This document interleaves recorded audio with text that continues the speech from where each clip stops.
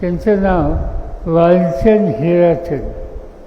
वालचंद हिराचंद हे कापड दुकानदार होते.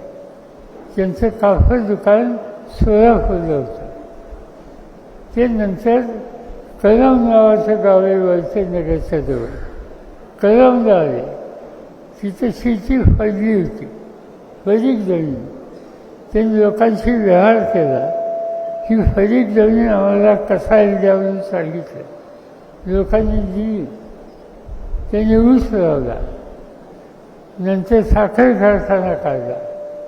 नंतर साखर कारखाना तयार करायची मशिनरी केली.